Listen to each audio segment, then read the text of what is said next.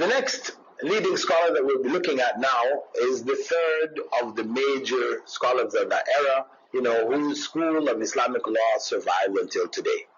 That is of Imam al-Shafi'i, right? Now, Imam al-Shafi'i, he was born in Gaza, right? And his full name was Muhammad ibn Idris al-Shafi'i. He was born in Gaza. We hear about Gaza now, as a part of Palestine. This was all considered to be a part of Sham. That was the term they used for it in those days. And while a youth, he studied, he memorized Qur'an from the time that he was quite young, 7 or 8 years old. He memorized all of the Qur'an. And he, in his youth, traveled to Medina to study fiqh and hadith under Imam Malik. And he memorized al-Muwatta and recited it back to Imam Malik, word perfect. And he remained his student all the way until he died. Imam Malik died in 801, right?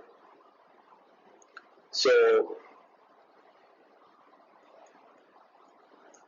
he didn't begin his, you could say, his life as a teacher, and this was part of the respect that he held. And we talked about Abu Hanifa doing the same thing, studying under Hamad ibn Zayd.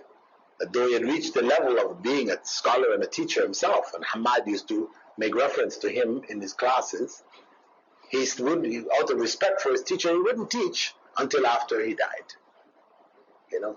Take on his own circle in that sense. He taught at the bequest or at the instruction of Hamad, and same thing with the Shafi'i.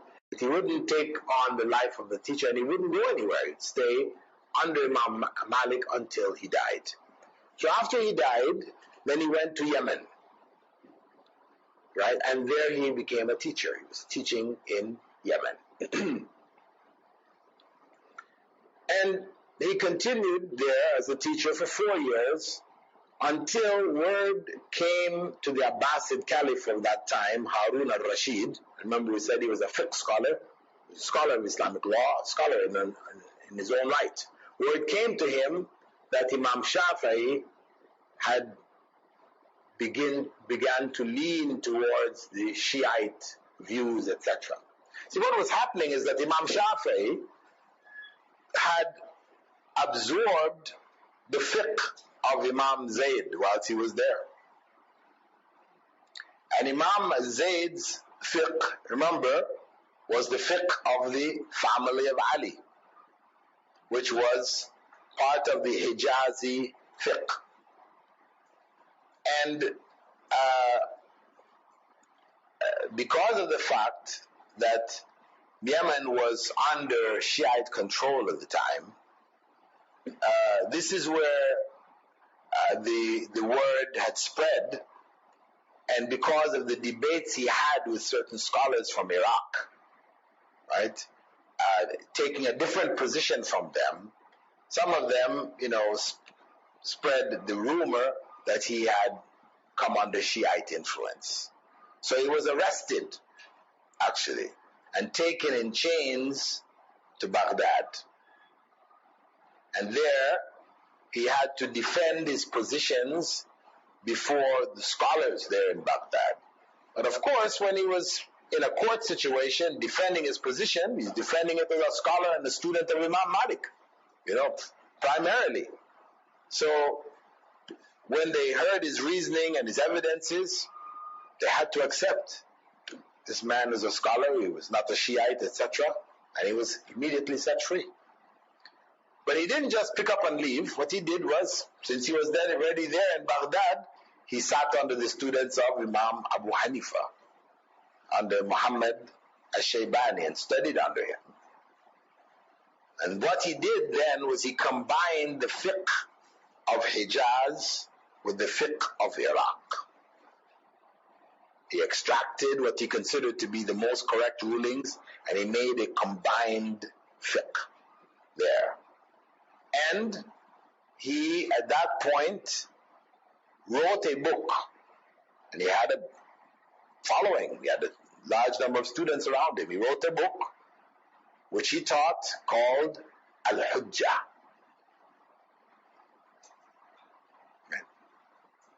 And later on, his rulings in that text called Al-Hujjah came to be known as Al-Madhab Al-Qadim, the old school.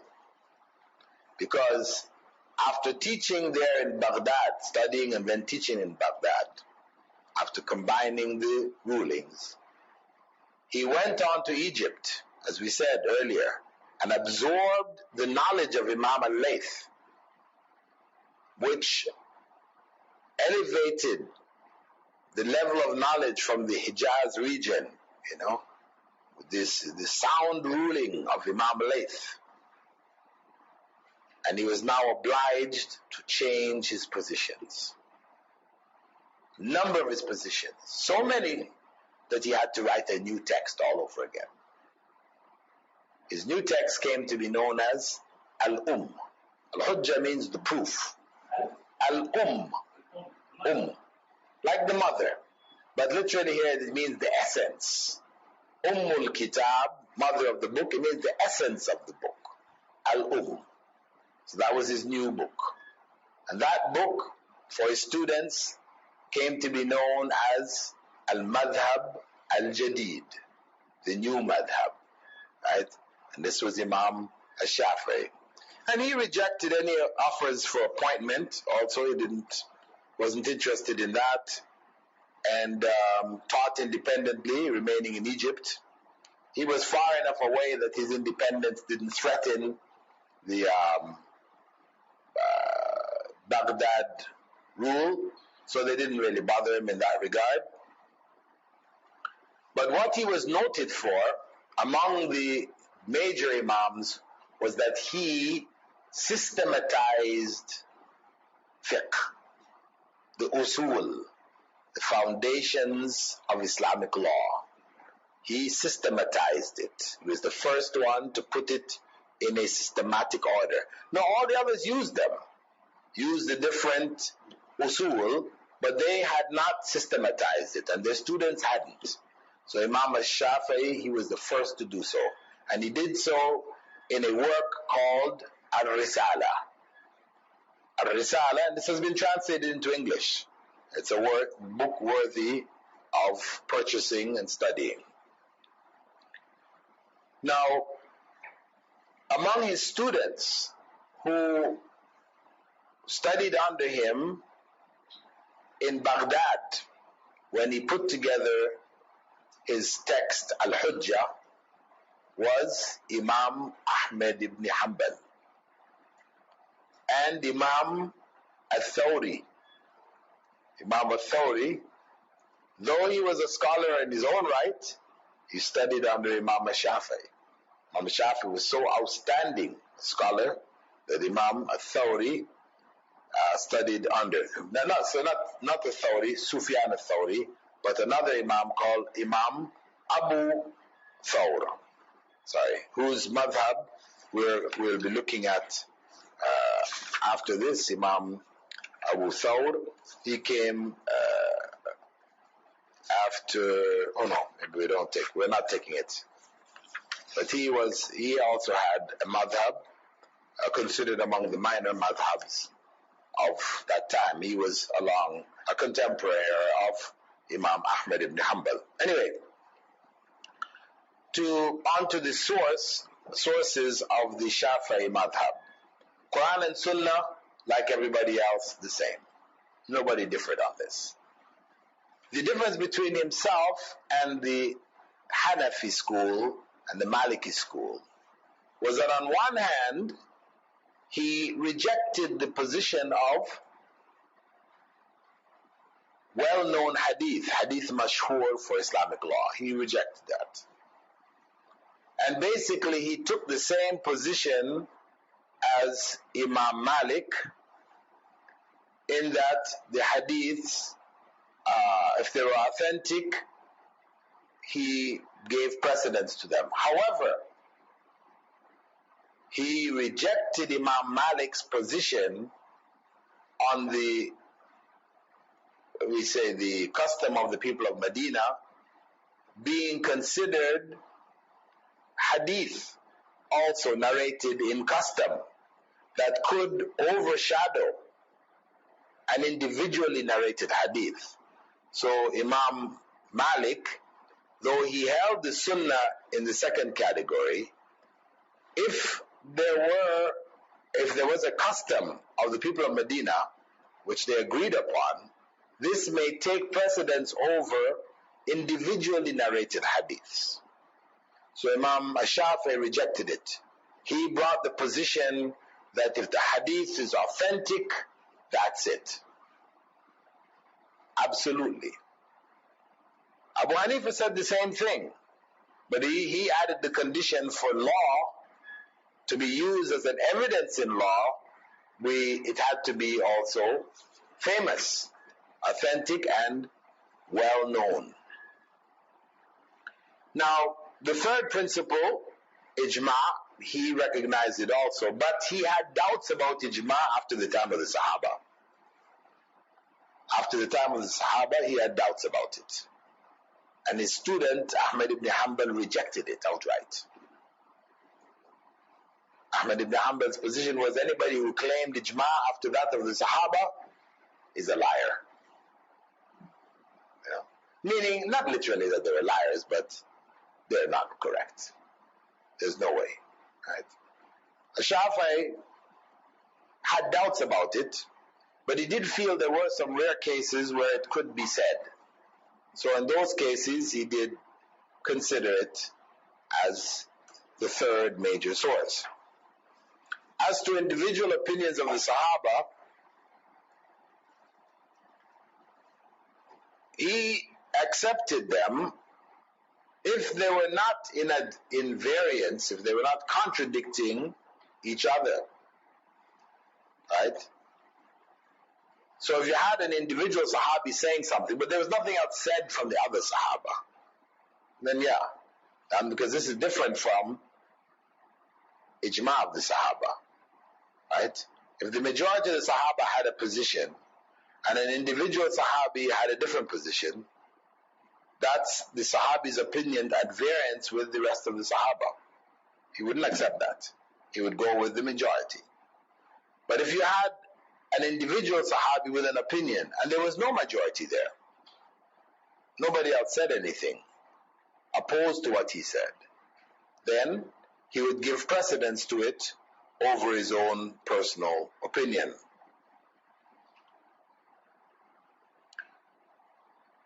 In the case of qiyas, he used it, promoted it, and taught it, but he kept it after the opinion of the Sahaba, as well as whether the Sahaba, whether they were in the form of ijma or whether they were as individuals holding opinions, right? And he developed a principle similar to the istihsan of Abu Hanifa and the istislah of Imam Malik, which he called what did he call it now? Istishab. He called it al-istishab.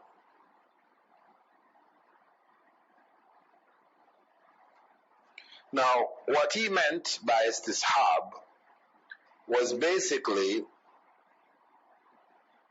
trying to find a legal link between the existing fiqh laws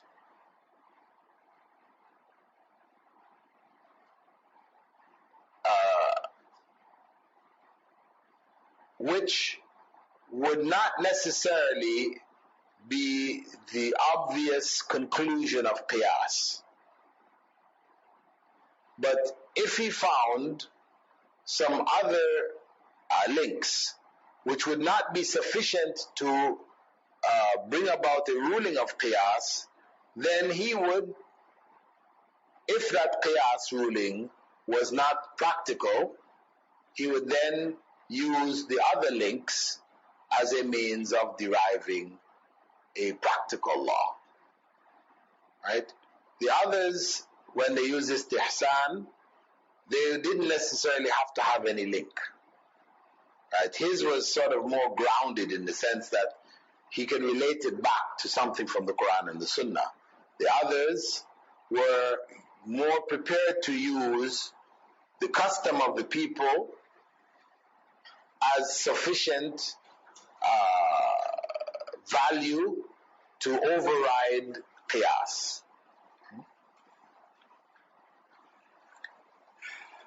His main students was Al-Muzani, Al-Rabi', Al-Maradi, and Yusuf ibn Yahya Al-Buwaiti. Those are his three main students. Al-Muzani, remember we mentioned before the reason why the Awza'i madhab disappeared, because the chief judge in Damascus had offered a reward, could say a prize for students who memorized the Mukhtasar of Al-Muzani. Mukhtasar being the concise or the summary of Al-Muzani, which was Shafi'i fiqh, because the Qadi who was appointed there was a Shafi'i Qadi, and he wanted to promote the rulings of Imam Shafi'i, so he offered this prize for memorizing the book. So Al-Muzani, he was the one who gathered you could say an expansion or a commentary on the of Imam Shafi'i, because Imam Shafi'i wrote down his own book, right? So that's the main book of the Shafi'i madhab. But Al-Muzani elaborated on it, right? He wrote further rulings, elaborated on the discussions, etc. And his text was then later condensed and came to be known as the Mukhtasar al-Muzani. And it became the most widely read book of fiqh in the madhab, the Shafi'i madhab, even more so than al-Umm of Imam Shafi'i himself. Al-Rabi' was one of the main narrators of al-Umm, the main book of Shafi'i. And he had written it down, al-Umm, during Shafi'i's lifetime, as well as his book Al-Risala. So he was the literary scholar who compiled the writings of Shafi'i.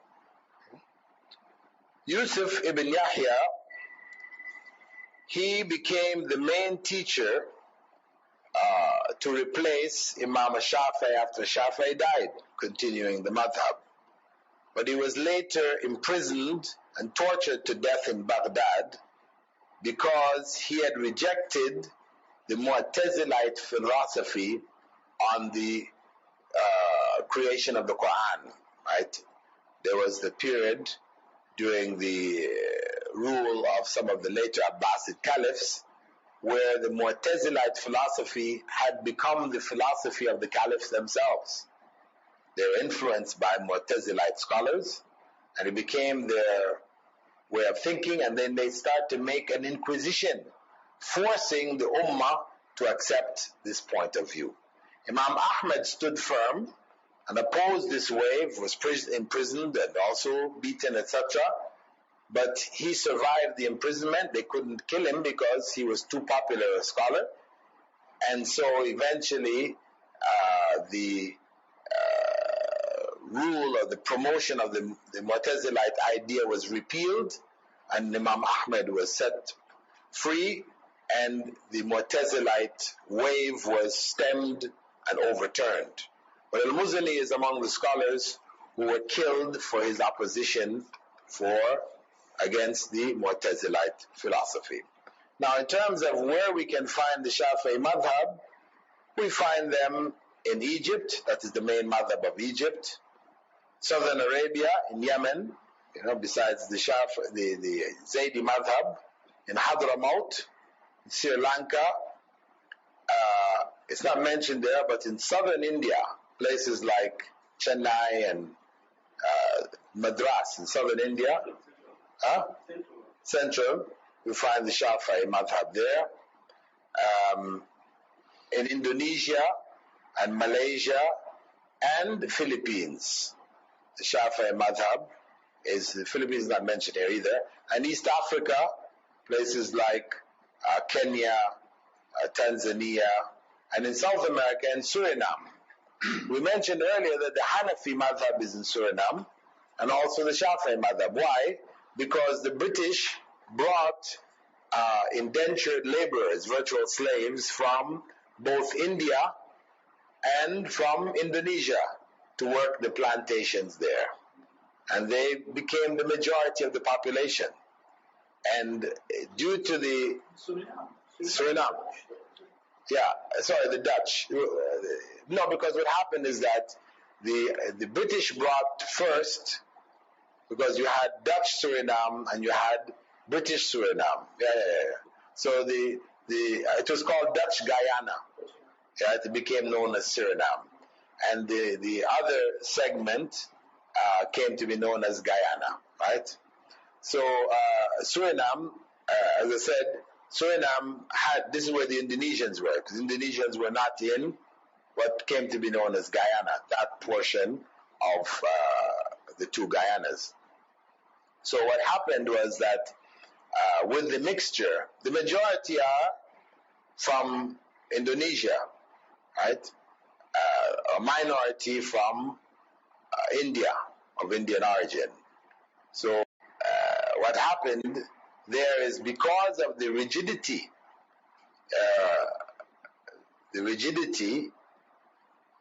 between differences between the Indonesian, the Shafi'is, and the Indian Hanafis, you will find in Suriname till today masjids where across the road from each other, one is facing east and the other one is facing west. Yeah. Qibla opposite. One facing east and the other facing west. I've seen it with my own eyes. Of course it's wrong. It's error. What happened is that when people were brought there, those, one of the schools, I can't remember which one is it that went east and which one went west now, but one of them decided to keep facing the same way we face, because both of them, India and Indonesia, both face west. Their masjids are pointing west. If you go to Indonesia, they're all pointing west. India, they're all pointing west, right? So what happened is that when they went to Guyana, I believe it is probably the Indians who continued to face west, right? Whereas the Indonesians, they made ijtihad that now we should face east because we are now closer to Mecca than we were over when we were on the other side. Right? So they faced west. Sorry, they faced east, faced east. So it's either that or the other way around. But when one of them made a ijtihad, the other one said, that's the way we face when we were back home in the country, we're going to face the same way. Which of course, to face east from South America, this is error. You will eventually get to the Kaaba, technically speaking, whether you face east or west. You will eventually get there. But you should face the closest distance, right? Because if you see the Kaaba and you turn your back back and face the complete opposite direction, you will also be facing the Kaaba, because you're on a globe, right? Are we agreed on that? Didn't sink in, okay? If we say that this is the Kaaba, right? This is the Kaaba, and you stand here in front of the Kaaba, right? You're facing the Kaaba. If you turn and face the exact opposite, because you're sitting on a globe, a ball, the direction you face, if you follow it around the ball, is going to come back and reach the Kaaba. Longer distance, but it's a longer distance, but you're also facing the Kaaba. But the scholars are unanimous that when you face the Kaaba, when you see the Kaaba, you must face it. Scholars are unanimous on that position. When you see the Kaaba, you must face it. So that means then that you must face the shortest distance. You must face it. One could say that maybe in those days, after they were taken, by ship, and where did they go? They had to go around the Cape of Good Hope, South America, South Africa, and up across the Atlantic.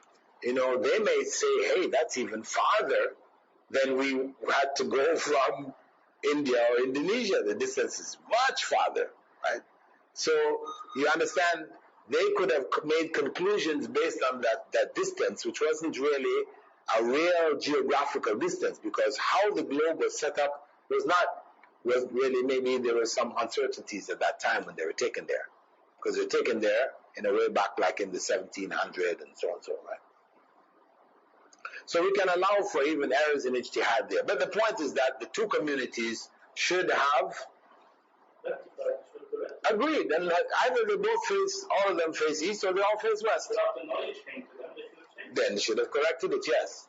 But again, this is where sometimes custom, until today, in many places in the Muslim world, the custom will override the knowledge. That's rigidity, a rigid attitude towards custom. It's custom meaning that's their tradition. And that's that was good enough for my parents, is good enough for me. This is the attitude, right?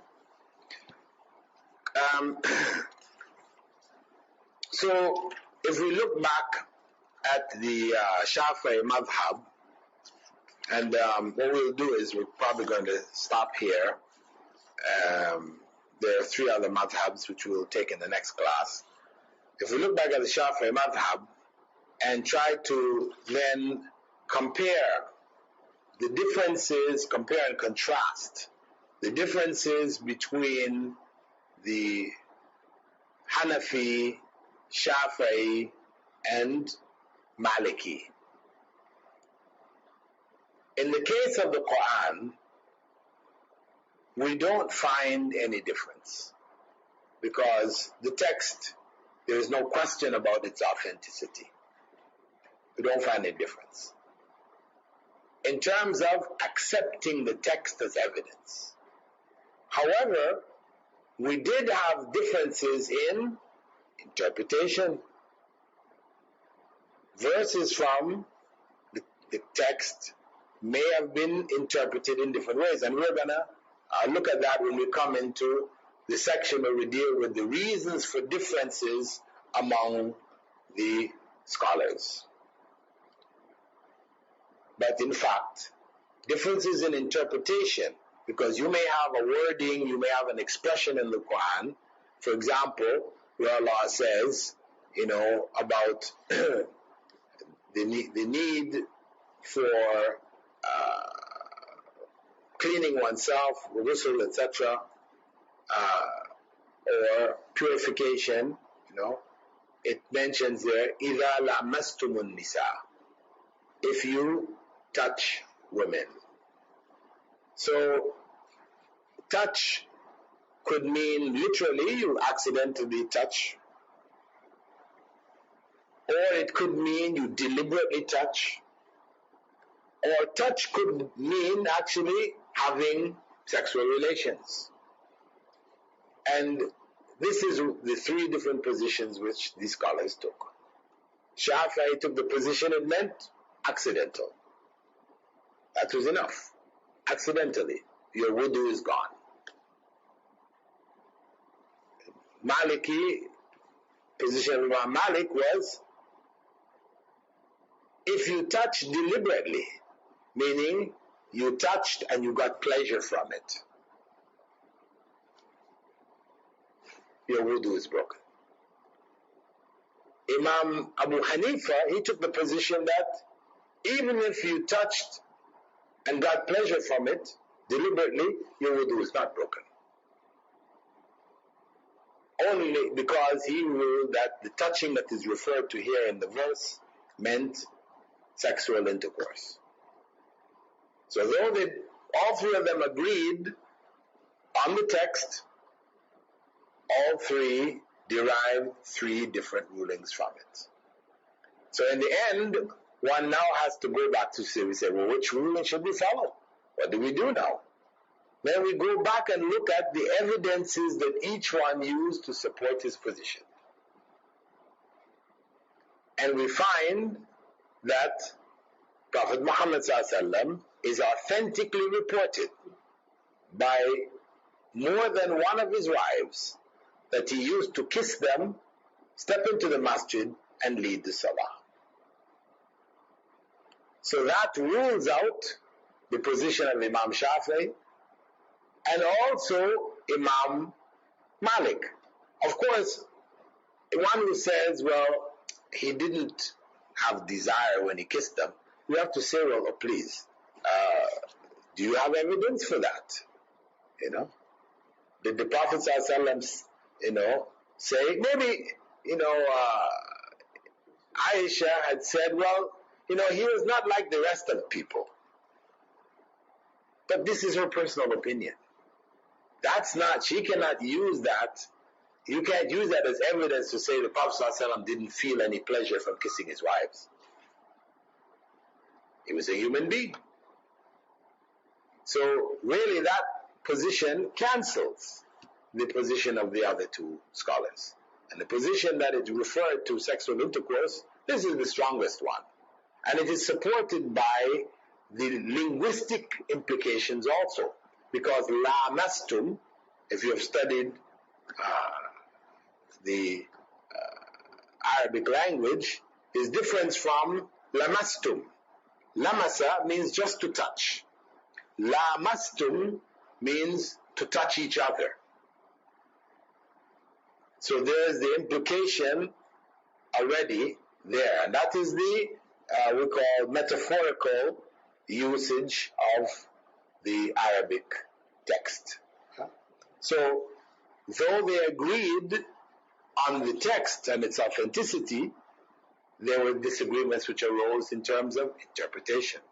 In the case of the Sunnah, the three different positions. Two agreed, if the hadith is authentic, then it's my madhab. Abu Hanifa said it, Imam Shafi'i said it. But Abu Hanifa put a condition after saying if it's authentic. He said what? Authentic meant it was mashhur. Not only was the chain authentic, but it was, so many people narrated it that you had no doubt about its authenticity. Right?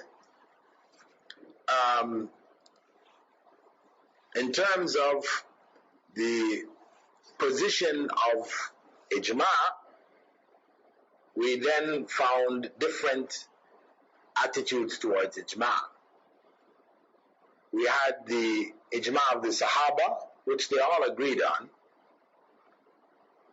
But Imam Malik included ijma of the people of Medina and gave it precedence over ijma of the Sahaba, or maybe even over hadith, authentic hadith, on occasion. Not consistently, on occasion. Right? In terms of qiyas, they all used it. In terms of overriding qiyas, they all did it.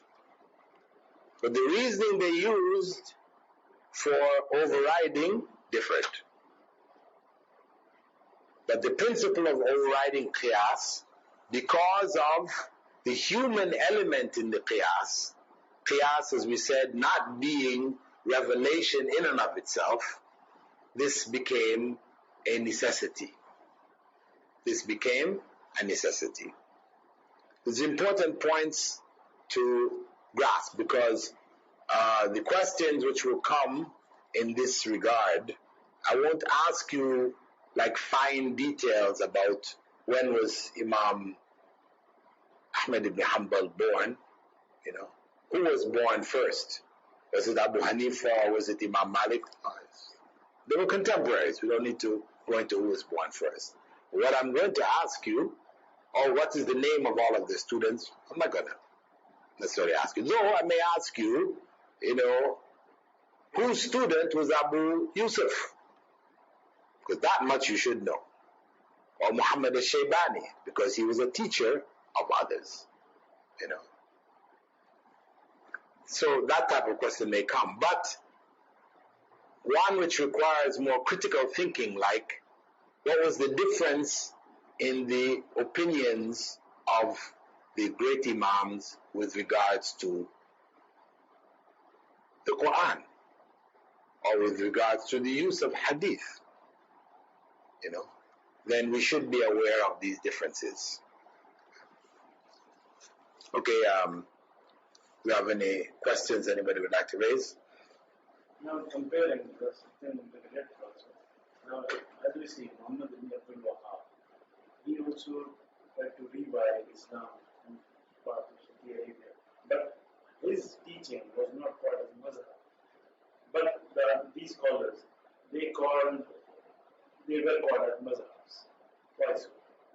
Okay, well, this question, why was the approach of, or the way of Muhammad ibn Abdul Wahhab not called a madhab, right? Whereas the way or the reasoning of these earlier scholars, they would call a madhab. Well, I wouldn't agree that it is not called a madhab. Yeah, they consider the people of Saudi Arabia following the Wahhabi madhab.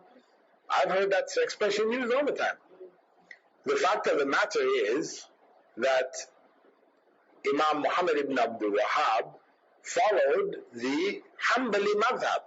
So that's the underlying factor for those who may not use that terminology. That Imam Muhammad ibn Abdul Wahhab was not himself teaching a new fiqh. He taught the same fiqh, but he didn't necessarily restrict himself only to the Hanbali madhab. Though most of his rulers, that's what he taught. It became the popular madhab because that's what he was trained in and that's what he taught. In fiqh, when he had fiqh classes, that's what he taught. And students who studied under him, who carried on, they conveyed basically the Hanbali madhab. And that's why the Hanbali madhab is today the official madhab of Saudi Arabia. But their approach, what made them unique was the revival of, we could say, the approach of the Salaf in Aqidah. This is what made them unique. And that's why they were labeled Wahhabis. Because they were calling for a return to the original opinions in Aqidah of the early generation, the Sahaba, and those who followed them. Okay.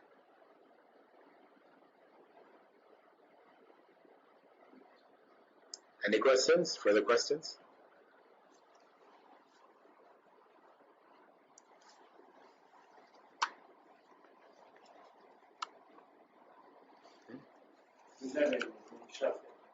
As you said, 50% of his fiqh, the rulings, he changed after studying under the students of Imam Bilal.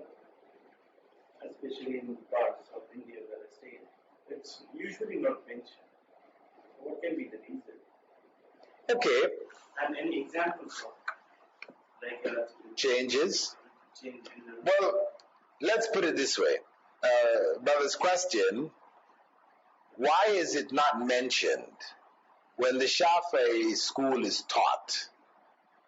You find especially in Kerala, right? Also, in Keralites tend to be Shafi'is, right?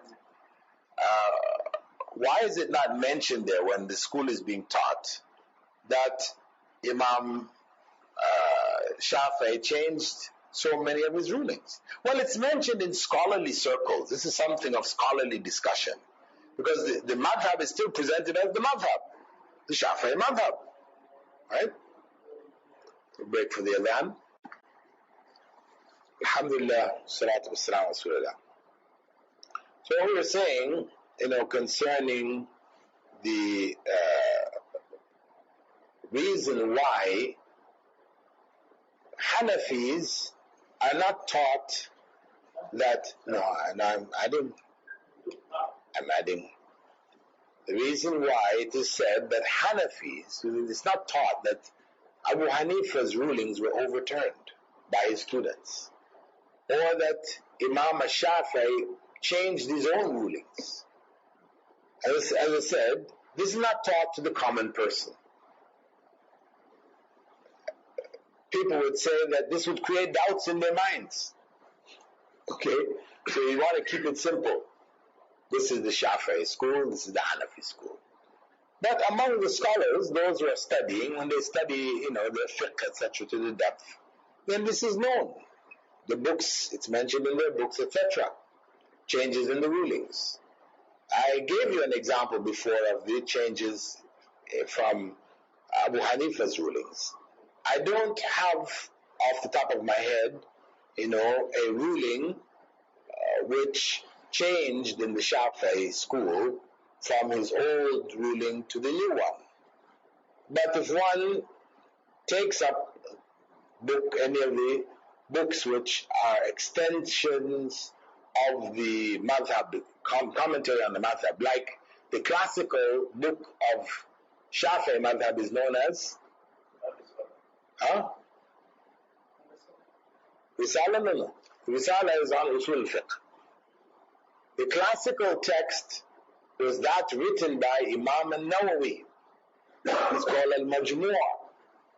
That is the classical text, where he looks at the rulings of the other schools, compares it to the Shafi'i, looks at the evidences, looks at the evidences used by Imam Shafi'i, and in most cases he will support and give preference to the ruling of Imam Shafi'i. So what he may do, what you'll find him doing there, he'll mention Imam Shafi'i's early opinion may have agreed with them, but his later opinion was this. So you will find the mention there of the old, the Hujjah, and so there, those type of texts you can find the early and later opinions. Majmu'ah, no. So the point, there's a huge volume. It's like an encyclopedia, and all of the schools have a similar type work, where the scholars at one point made a comparative look at fiqh. But comparative in the sense, not that they just brought all the different opinions and then chose the most correct in their view, personal view, but why their school's view was the most correct. It's a slight difference, right? But there's still a comparative study. So you find that in all of the schools, they have a similar text of that nature.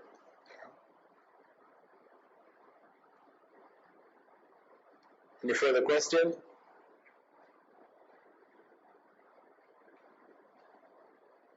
No? Inshallah, we'll close then. سبحانك اللهم وبحمدك أشهد أن لا إله إلا أنت أستغفرك ونتوب إليك. Alhamdulillah, wassalatu wassalamu ala rasulillah. All praise is due to Allah, and may Allah's peace and blessings be on the last messenger of Allah. In the previous session, we covered basically the Shafi madhab, and we pointed out mainly that the Shafi madhab combined two bodies of fiqh. What were the two bodies of fiqh?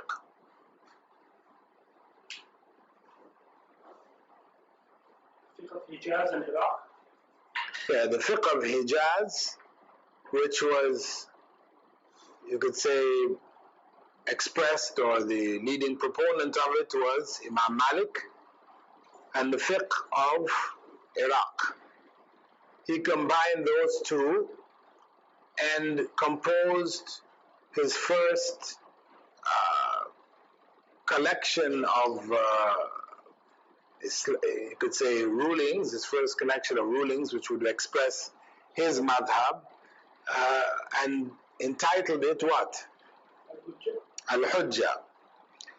And following that, he went to Egypt to study under the students of Imam Al-Layth ibn Sa'd, and he combined the fiqh of Hijaz and Iraq with the fiqh of Egypt.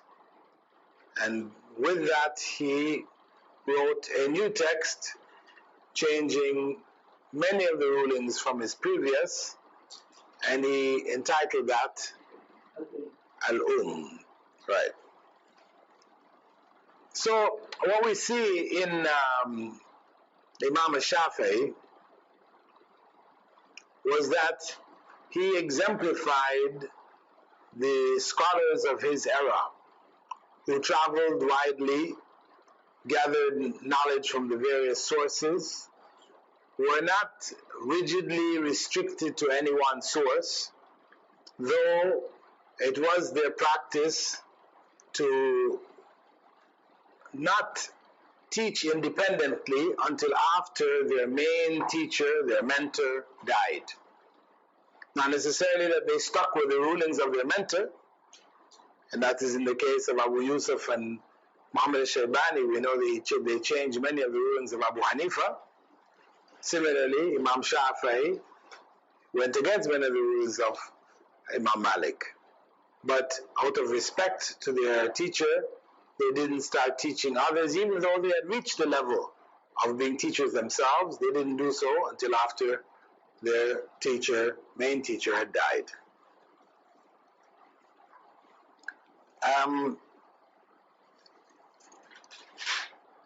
The Shafi'i school became widespread due to the fact that it was adopted by the chief judge in Damascus and helped to promote that madhab, right? Remember, and he offered a prize for those who memorized the Mukhtasar al-Muzani, right? And this is really a concise summary of the rulings of the madhab.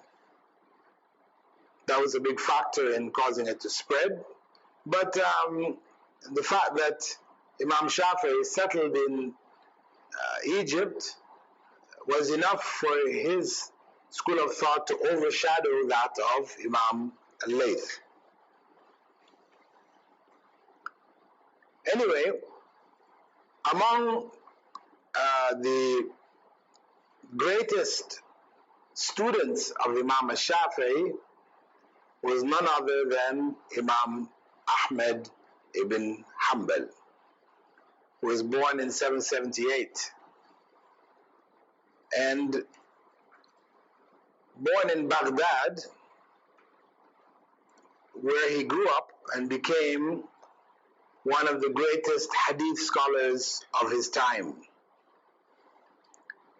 He studied under the leading scholars of hadith there, as well as he studied fiqh under the likes of Abu Yusuf, student of Abu Hanifa, and the leading scholars of that time. Imam Ahmad was particularly noted for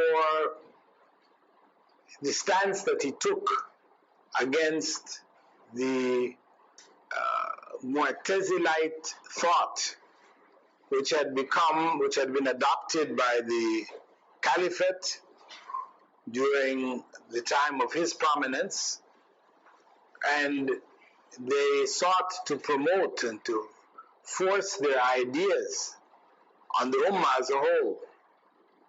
And one of the, you could say, key issues which was being promoted was the fact that was their view that the Qur'an was created, whereas the view held in earlier generations was that the Qur'an, being the word of Allah, was uncreated. As Allah Himself is uncreated, His word is also uncreated. So that became a standard, you could say, test for those who towed the Mu'tazilite line and those who did not. Some scholars chose to cover themselves by swearing, because they would be called upon to swear, and they would take a mushaf, for example, copy of the Quran, and they would place their hand in it and say, I swear that this is created. But in their minds, they were talking about their hands. In their minds, they were talking about their hands. Right? So externally, of course, what the people would take was that they were saying that the mushaf is created. But internally, what they intended when they did this, placing their hands on the Quran, they were saying, my hand is created. But they just said, by Allah, this is created. Okay? This is one of the, you could say, tricks by which some scholars, avoided running into the official line and being mowed down because of it, because some scholars lost their lives, and we talked about some of the earlier scholars who took the position, stood by their position, and lost their lives as a result of it. So many of them chose this route. In Arabic they call it tawriya, where you're saying one thing and meaning another. But a scholar like Ahmad ibn Hanbal, because of the prominence that he had reached in the eyes of the masses of the people, it was not acceptable for him to do something like that. He had to speak out openly and take his stance and deal with the consequence. And that's exactly what he did. He was jailed, he was tortured, spent a good bit of time in jail, and then Allah blessed him with some ease. He was set free, began to teach again. Then the persecution began again. He ended up being hunted down. He went into hiding for 5 years. And finally, when Caliph al-Mutawakkil took over, though he was not known to be a particularly religious caliph, but he accepted the arguments of Ahmad ibn Hanbal as being obvious, supported it, and expelled the Mu'tazilite scholars from the official circles and rejected their philosophy and overturned their dominance. So after that, then Ahmad ibn Hanbal came out again and began to teach, and continued to teach until he died in Baghdad in 855. Now, in terms of how his madhab was formed, it was formed basically around hadith, because that's what Imam Ahmad was, primarily a hadith scholar. But he didn't limit himself just to the compilation of hadith, because as I said, he studied under the leading scholars of his time. He studied under students of Abu Hanifa and under students and under Imam Shafi'i himself. So he was well grounded in fiqh at the same time. So when he studied hadith, he studied it and made what was to be the greatest compilation of hadith, al-Musnad, containing over 30,000 hadiths. And at the same time, as he narrated his Musnad, he also analyzed the hadith and taught the fiqh of the hadith. So he taught fiqh from a hadith perspective rather than, let's say he taught hadith from a fiqh perspective rather than fiqh from a hadith perspective. Right? So he primarily taught hadith, and in teaching the hadith, he would go into the fiqh of the hadiths. Right?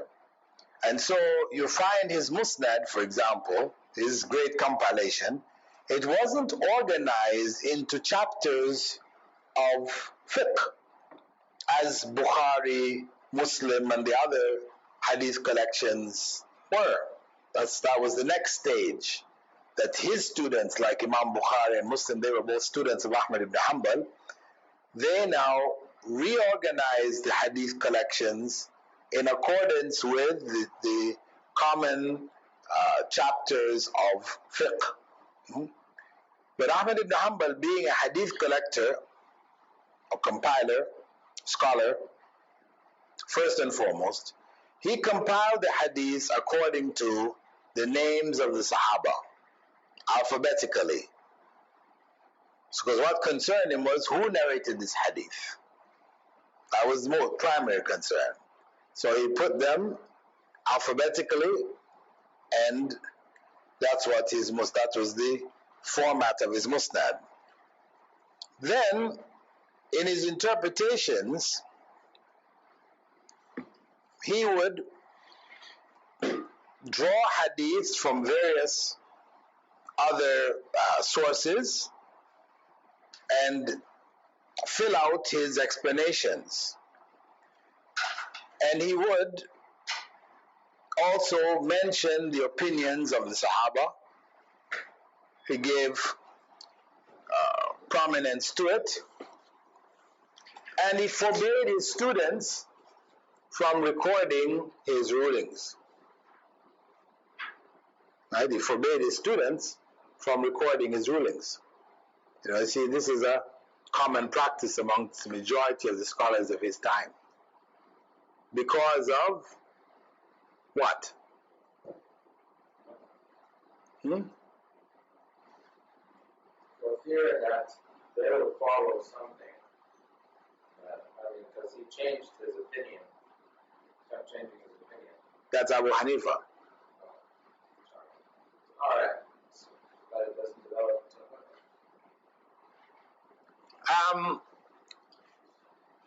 it suggested that the reason that he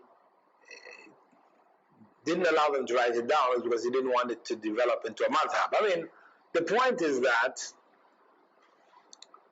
he felt that, like the other scholars, that the rulings that he gave were dependent on their situations. And that there are other possible rulings which could be given other situations, which might be similar, based on other needs. So he didn't want his opinions to be recorded for fear that people would become rigid about it, right? And recognizing that his opinions were not like those of the Sahaba, where we can now turn back and say, well, the Sahaba were of this opinion, therefore, this opinion we should follow. Whereas him being from the later generations, he felt that his opinions didn't have that kind of status, and he didn't want people to look at it in that light. So he didn't record his madhab, nor did his own main students record it. It was their students who recorded it. So, if we compare Imam Ahmad ibn Hanbal as a hadith scholar and narrator of hadith to Imam Malik, who was also a hadith scholar and narrator of hadith, what was the main difference between the two of them in terms of their approach? Now, Malik's source was one of the sources was from the people of Medina. He relied a lot on that. Okay, Imam Malik had introduced the idea of the consensus of the people of Medina, or the customs of the people of Medina. He had introduced that idea, which Ahmad ibn Hanbal didn't accept. This is where they did differ. But fundamentally, they both taught their fiqh based on hadith. But Imam Malik did not forbid his students from recording his opinions. He didn't forbid it. And he recorded the opinions of the scholars around him. Right? I would say that probably one of the main differences between the two, in terms of their own compilations, is that Imam Malik did his compilation mainly from Medina. He didn't travel. Whereas Ahmad ibn Hanbal traveled far and wide gathering hadith. So there was a difference in their approaches to hadith, though they were both hadith scholars. And what you tended to find in Imam Ahmad ibn Hanbal's compilation, because his compilation was vast. I mean, Imam Malik's is a few thousand hadiths. Imam Ahmad's is 30,000 plus hadiths. That what Ahmad ibn Hanbal used to do is that he used to give more than one evidence and more than one opinion on many topics. If you go through his madhab in particular, you'll find that he may have two opinions in virtually every topic. Because he didn't restrict himself to one, even though he held one opinion one time, he changed the opinion later. He gave different, sometimes he gave, it could have been this or it could have been that. There's a hadith for this and a hadith for that. So, he stayed away from any kind of rigid approach to the fiqh in general. So when one looks at the sources of law which he used, we don't see any major difference with the earlier scholars in terms of the Qur'an and Hadith, or Qur'an and Sunnah. It's the same. But he had a different opinion with regards to what came after that. Ijma of the Sahaba he recognized. Right? Ijma of the Sahaba he recognized. But as I mentioned earlier, he rejected the idea of Ijma after the time of the Sahaba, because the scholars had scattered during the subsequent generations, where the rulers, the Umayyad rulers, had deviated from the prophetic norm, from the way of the righteous caliphs. So leading scholars moved away from those centers. So it was difficult now to create a consensus. So he took the opinion that any claim to consensus after the time of the Sahaba was incorrect. Now, in terms of individual opinions of the Sahaba, he gave that precedence over his own, like the earlier scholars.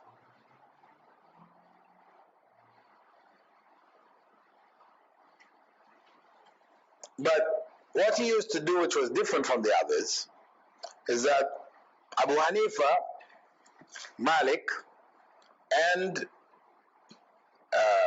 Shafi'i used to pick among the opinions of the Sahaba the one which they considered to be the most accurate, right? Based on either the evidences they had or the qiyas that they used or whatever. But they chose one of those opinions. Where the Sahaba differed, they would choose one of the opinions and go with that one, using the Sahaba as a support for that position that they held. Whereas in the case of Ahmad ibn Hanbal, his mode or his way was to mention all of the opinions, right? So that's why you will find again in his madhab a number of opinions. Not only did he personally have more than one opinion, but he also accepted the different opinions of the Sahaba.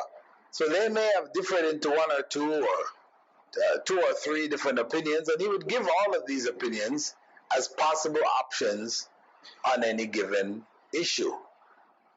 So there's that flexibility that he left behind him as a legacy. The next position he took, which is probably another unique position. So if I ask you what is the difference between Ahmad ibn Hanbal's approach to the opinions of the Sahaba where they differed and that of the earlier scholars, you should be able to answer it, right? And what was the consequence of that with regards to his madhab, right? So this is a brief assignment.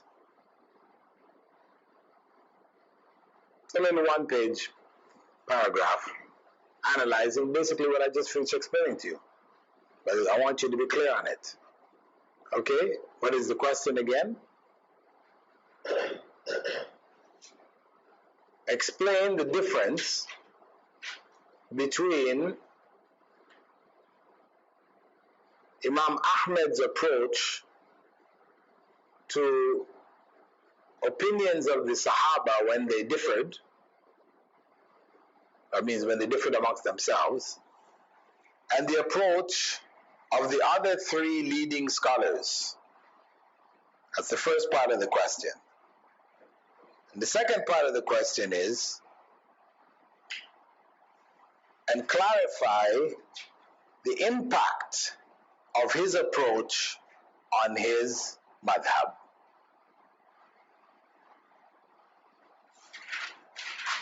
Okay?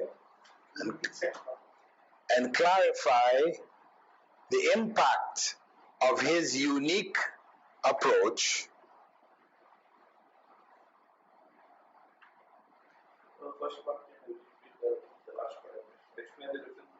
Okay, no, after the class, just pick it up from the others who wrote it down, right, please.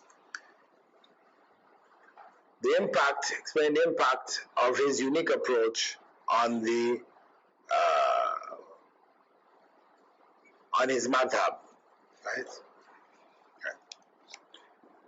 Okay, so that is something unique. The other unique position which was held by Ahmad ibn Hanbal was that where he couldn't find a verse from the Qur'an, authentic hadith, opinion of the Sahaba on something, he would then, before using his opinion, he would go to weak hadiths. If he had a weak hadith on a topic, he would give that as the opinion instead of choosing his own. Right? He included weak hadiths as a source of rulings for his madhab. However, though he is known for this, and this is commonly mentioned when discussing his approach to fiqh, there is an important point which has to be kept in mind. And this position is important because you'll find others who will quote this position when they use weak hadiths. So if Imam Ahmed used to use the weak hadiths, why can't we? Right? So certain acts may be defended by weak hadiths, using Imam Ahmed's position as an excuse. However, the point is that Imam Ahmed took this position with a condition, with a key condition. Huh? They're not fabricated. Yeah, his main condition was that the reason for its weakness was not due to the fact of the narrator being a liar or a degenerate, right? A person who would then be classified as a fabricator. Because once you have a liar or a degenerate, fasiq, in the chain, then the hadith is automatically classified as fabricated. Even if the text which is conveyed is sahih. The text might be sahih. You might find a sahih hadith in Bukhari, Muslim carrying the same meaning. But that particular hadith would never be elevated to the level of authenticity, which we have sahih li ghayrihi. Why? I mean, you all studied this in ulum al-hadith, right? Or yeah, usul al-hadith. You studied this. What is the reason when we have the category of sahih, that is sahih li dhatihi, and we have sahih li ghayrihi, that is absolutely sound, absolutely authentic due to itself, and a hadith which is absolutely authentic due to other narrations? Because a hadith which is sahih li ghayrihi is actually a hadith from what level? It's actually a hadith hasan, which has been elevated to sahih because of other narrations which are authentic, which boost it. And after that you have hasan hadith, which are hasan li dhatihi, hasan, which is sound, reliable due to itself, and again reliable as a result of other narrations, hasan li ghayrihi. So a hadith which is hasan li ghayrihi due to other narrations is actually a hadith which is da'if, which has been elevated to hasan because of supporting narrations, right? So now, given that understanding, why is it that a hadith which has in its chain a fabricator, kadhab, or a fasiq, a degenerate, why is it that such a hadith, if the text that is being narrated is found in Sahih Bukhari or Sahih Muslim, is still labeled fabricated and not elevated to the status of Sahih li ghayrihi or Hasan li ghayrihi? Why? Get the safer side. To be on the safer side. That's a very general statement. Basically, anybody can listen to a Sahih hadith and narrate using some fabricator, and the whole, the richness of how the hadith is extracted, everything will be destroyed basically to preserve the correctness of the hadith. They don't want to promote any bad in the chain so that nothing will be trusted properly to keep it more authentic. Okay, try to put it in one sentence. Shahada. That was a whole assignment. Put it in one sentence. Maintain the authenticity and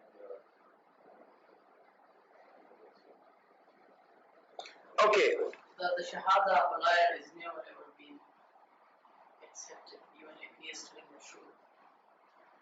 okay, saying that the witness of a liar is not accepted even if he's telling the truth.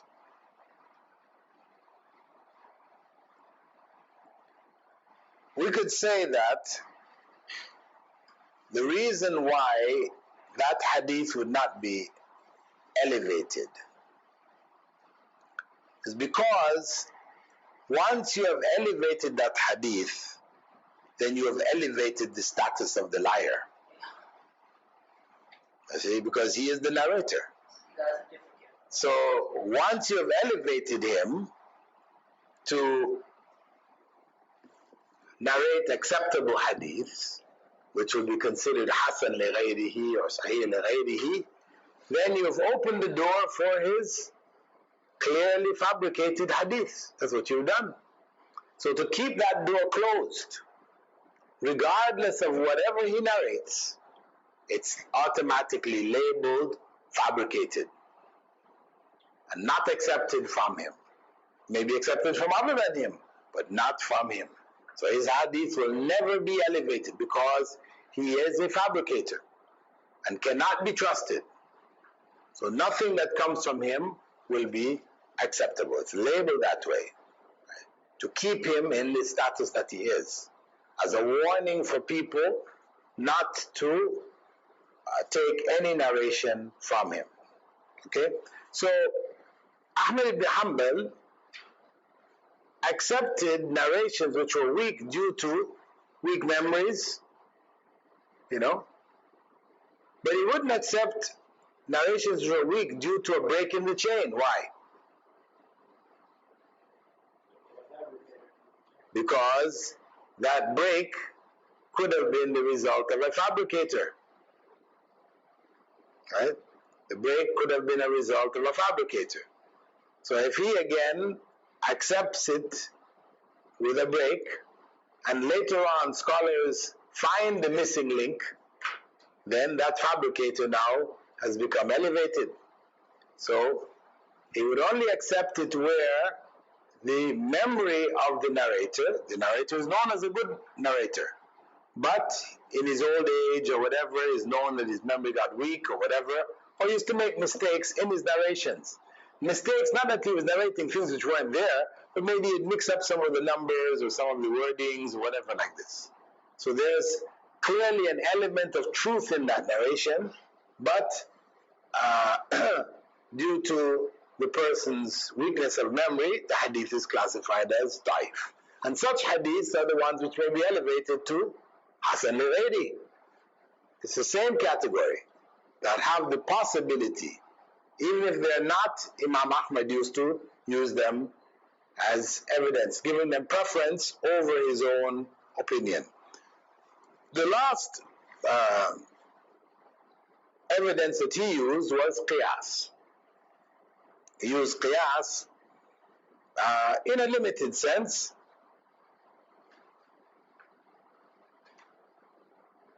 based on whatever evidence he had before, whether it was a weak hadith or individual position of a sahabi or ijma of the sahaba or Qur'an or sunnah, right? He would use qiyas also.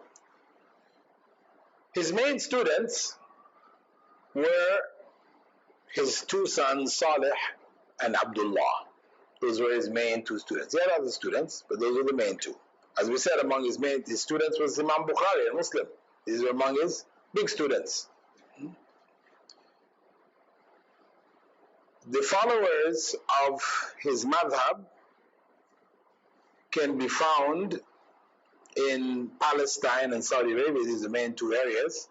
And basically, the madhab by the 19th century was disappearing. So really, it was only found in Iraq, to some degree in Syria.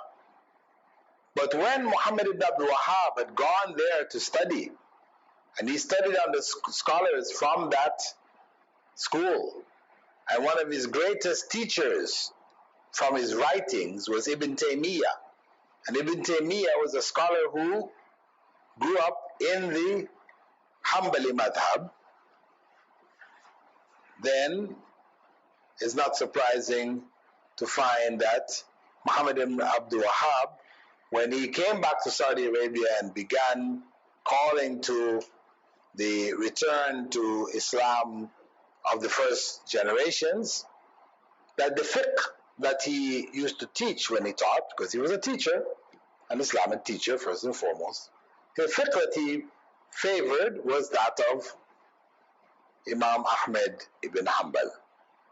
And when the head of that movement later, generations later, Abdulaziz ibn Saud, captured the Arabian Peninsula and set up the Saudi dynasty, then the Hanbali madhab became the foundation for Saudi Arabia's legal system. Right? But they did maintain a flexibility. And you hear many of the scholars from Saudi Arabia, favoring Ahmad ibn Hanbal's madhab because of the fact that there are so many opinions which he held, which are recorded, as well as his recording of the opinions of the various Sahaba, not giving precedence for one over another. So there's a lot of leeway in there for choosing appropriate rulings for given circumstances. Though, because of the so-called Wahhabi movement, the movement of Muhammad ibn Abdul Wahhab, in many of the Arab countries, Hanbali meant strict, super strict. It came to mean that. One who was really inflexible, very super strict. He was going to practice the letter, the Sharia according to the letter. He would not allow any kind of, other opinions, etc. So that's what it came to be known as. However, this is not true really of the Hanbali madhab. Hanbali madhab is very flexible, has a lot of flexibility to it. So it's an incorrect description. But it may be a correct description of Muhammad ibn Abdul Wahhab and those who followed him. That they were very inflexible when it came to matters of aqidah, practice of the deen. That they destroyed the graveyards of Mecca and Medina, which looked like towns with all the big structures that were built over the graves. So they destroyed them. So they were looked at as extremists. And it is that, sternness that they held, applying Tawheed and practicing the deen according to the first generation, which gave the Hanbali madhab this mislabel of being inflexible. So in Egypt, for example, when they want to say to somebody, "Oh, you become a real extremist," they'll say, "You become a Hanbali."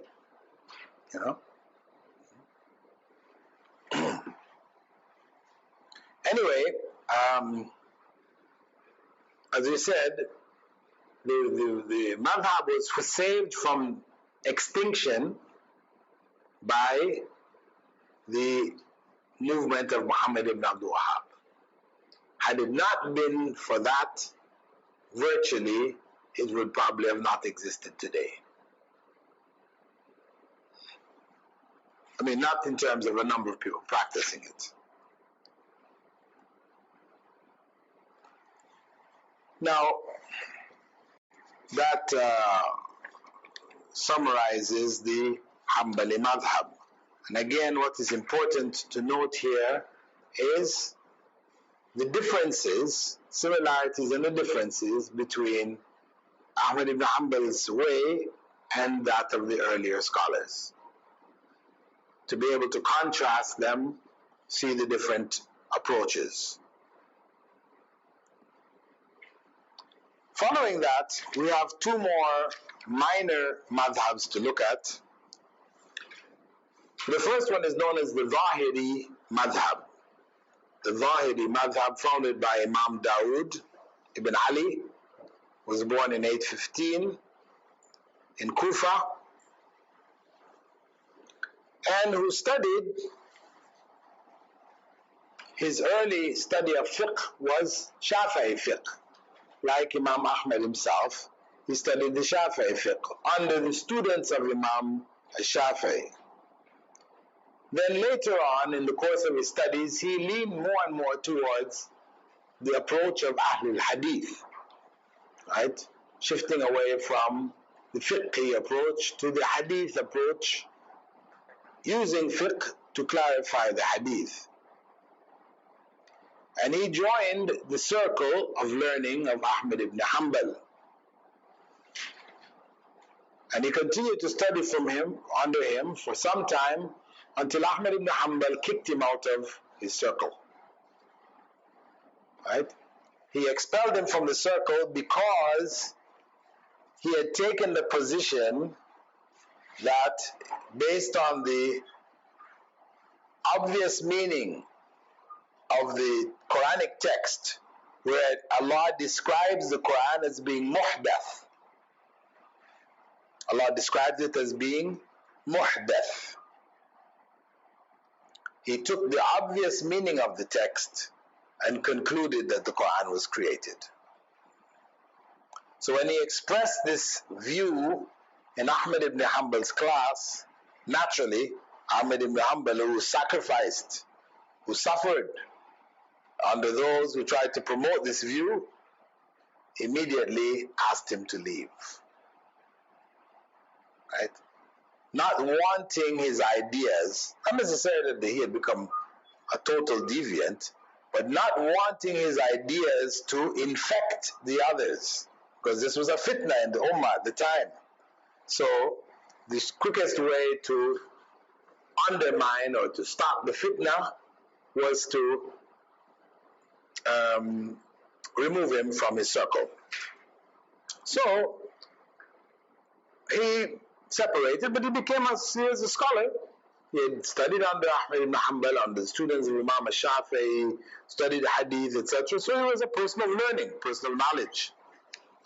And he developed his own circle and continued along the same line, which led him to making that statement that the Quran was created, using the obvious meanings of text, looking at the various rulings held by the different scholars. He favored more and more the obvious meanings of text and shied away from the interpretations, the metaphorical meanings, etc.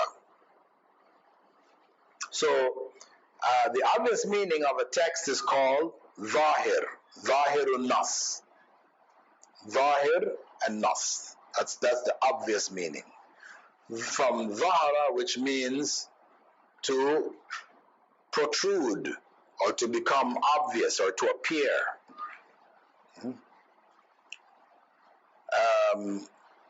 So because of this position which he held, he came to be known as Dawood al-Zahiri.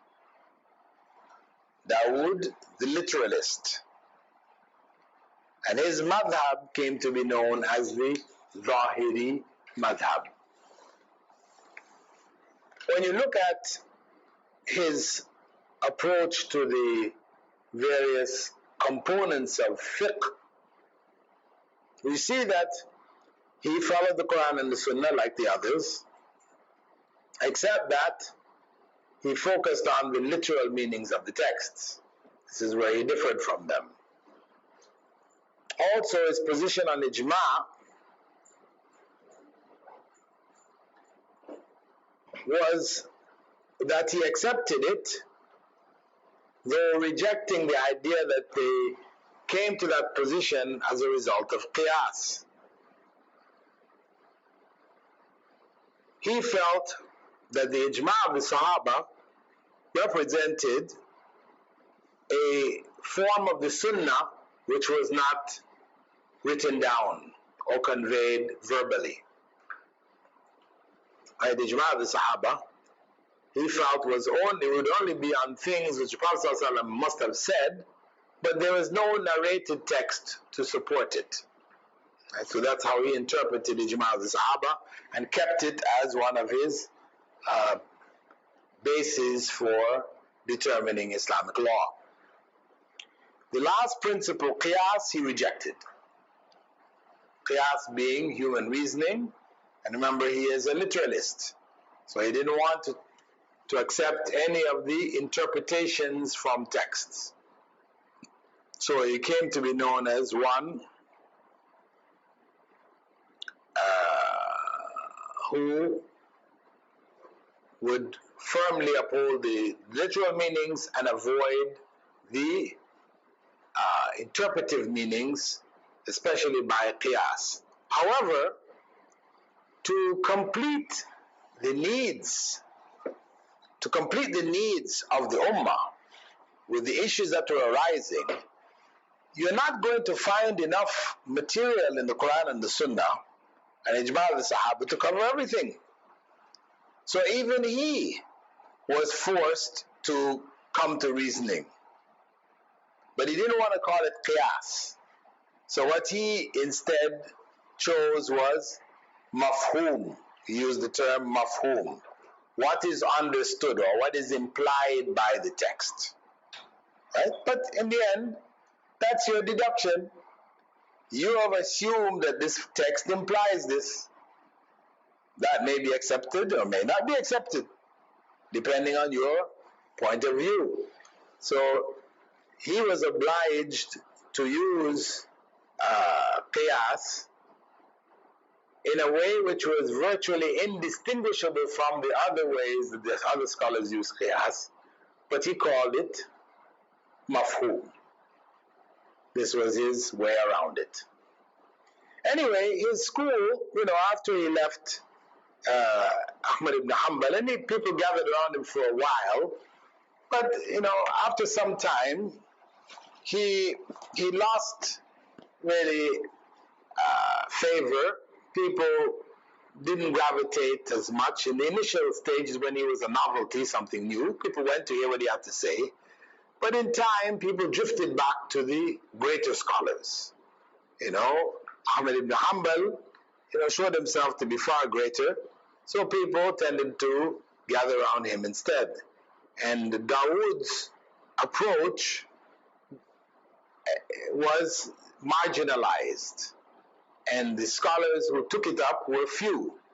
So it was in the process of dying out. However, the label Zahiri, scholars used to use it for anybody who would take the literal meaning of a text. Where there was some implied meanings and other approaches, and somebody would take the literal meaning, they'd say this person is Zahiri. But it was a terminology. It didn't really mean he really was a Zahiri, meaning that he followed the way of Dawood al-Zahiri, word for word, step by step, action by action, reasoning by reasoning. No. But just that they shared this common characteristic of going with the literal meaning of the text. However, after the school had virtually died out, and he is from the 9th century, in the 11th century in Spain, a great Spanish scholar, Ali ibn Ahmed ibn Hazm al-Andalusi, he took up this position. Is that the Ibn Hazm that we know? Yeah, Ibn Hazm. Same one. He took up this position and revived it. And he was himself a powerful person, well versed in philosophy and fiqh and well studied. So now he took it on, and by the power of his own personality and his own God-given skills, his madhab, the Zahiri madhab, came back to life and became the dominant madhab of Spain, and from there to North Africa. became the dominant madhab. And Ibn Hazm, he wrote a number of books, among them in the field of usul al-fiqh, ihkam al-ahkam. And this is the classic. Shaykh Nasruddin Albani, for example, he favors this book. And he studied himself, and admired his approach. Also, he wrote in the field of heresiology, Al-Fisal, which is the book you mentioned, right? And he did his book on fiqh. He had a massive book on fiqh. It was called Al-Muhalla. And basically, any scholar who is worth his metal would have this in his library, as he would have, certain other classical works, Al-Mudawwana and others. He would definitely have to have Al-Muhalla. And because many times Ibn Hazm, did take positions which were superior to that held by scholars, later scholars of the madhab. Right? Because he concerned himself with the evidences and the obvious meanings. But due to the fact that really as a hadith scholar he was not, outstanding. He had a hadith background, but not outstanding. This is where you would find the weakness in his fiqh, that he may use weak hadiths for evidences, to develop certain positions, hadiths which were shown to be unacceptable as evidence later on. And his madhab, basically, because the home was Spain, it flourished, it was strong, and it affected those around it until the 15th century, when Spain fell. So with the fall of Spain, the fall of his madhab.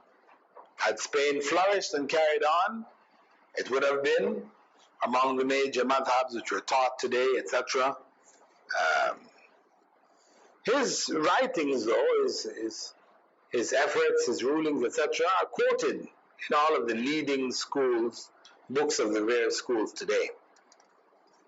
The last madhab, which we're going to look at today, is that of Muhammad ibn Jarir ibn Yazid at-Tabari, Imam at-Tabari.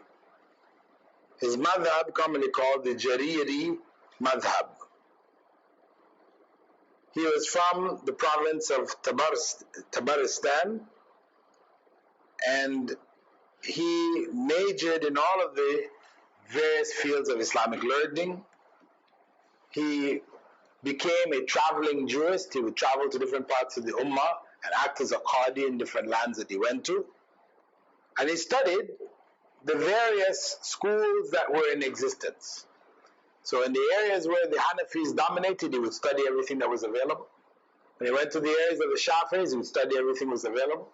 So he would be able to even give rulings from the Shafi'i perspective in the courts where the Shafi'is dominated. Similarly with Imam Malik, really. And actually, in the course of his journeying and teaching and searching for knowledge, in the initial stage, because he settled in Egypt, he came when he came out of Egypt, he'd gone to Egypt and studied there.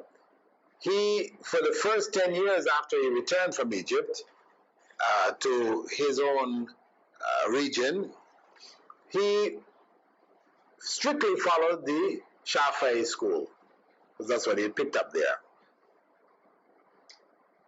But in the end, he assimilated the knowledge that he had gathered and began the process of making his own rulings. Students gathered around him, and they came to be known as the Jarirites, following the Jariri madhab. However,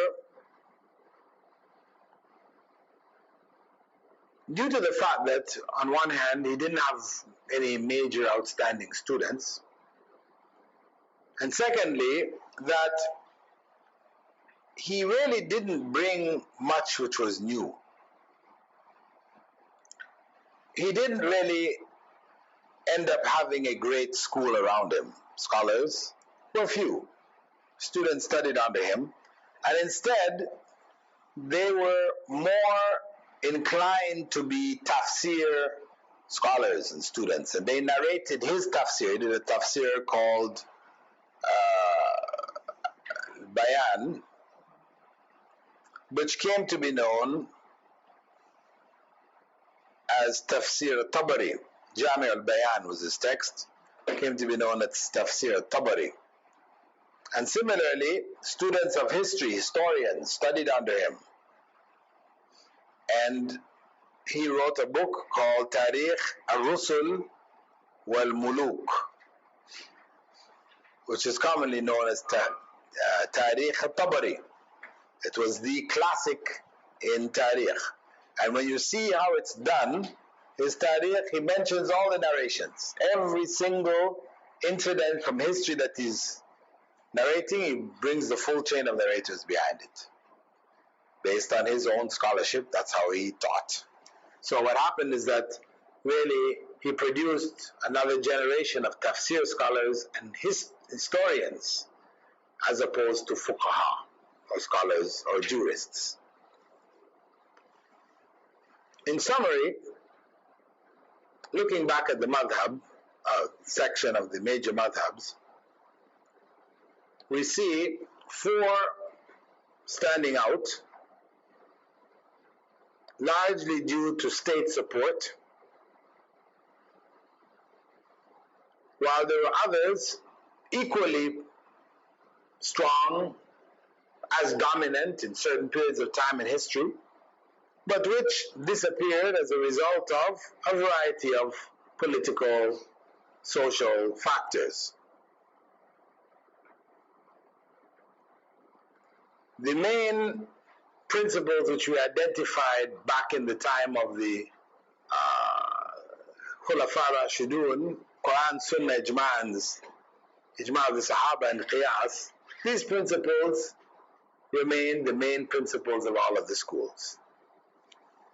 All the schools set different conditions for acceptance of the Sunnah. They varied, and you should be familiar with the different reasonings and lines that they took with regards to the hadiths. Also, a number of the schools, or virtually you could say each one of the schools, had some principle for fiqh which was unique and which may have been rejected by the other scholars. Right?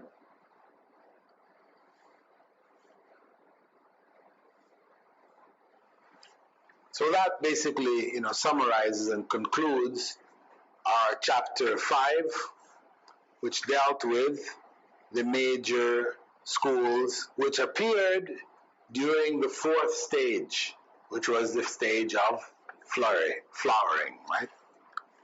Following that, in our next session, we begin to look at the main reasons for conflicting rulings among the various schools.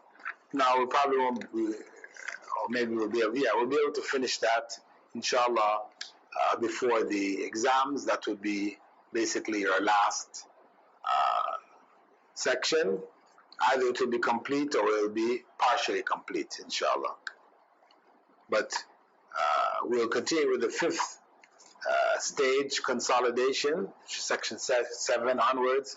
That will be done in the latter part, the second half of the term, inshallah. Are there any questions anybody would like to raise? On this issue that you mentioned, that which Imam was it to put his hand on the Quran and then... Some scholars, yeah. Now, is that not deception? Or is that... Okay, brother's question is the practice of placing some of the scholars, we said, would place their hand on the Mus'haf and say this is created when they're asked to swear that the Quran was created. So they say, this is created, هذا مخلوق. No, they meant their hand. So is this not deception? Well, when you're trying to save your life, a little bit of deception can go a long way, right? In that case, it's accepted. Was it accepted in other cases as well? No, this was not accepted. Imams, somebody called for one of his students, and he said he's not here. But he was in the room, but he's not here. And the person thought he's not here. So I don't know whether you will. No, this principle of tawriya, where a person may not want to indicate certain information. You may make a general statement which is correct in and of itself, but which may be misunderstood by the one who you're speaking to. And it was a way of avoiding stating certain positions which may have dire consequences. So it is used, see where you're using it, not to deceive people for evil purposes, but to avoid a greater harm. Scholars allowed it based on the Prophet ﷺ's permission to Ammar ibn Yasir to say that he worshipped Al-Lat and Al-Uzza when he didn't. And the permission given to the husband to say what is not actually true to the wife.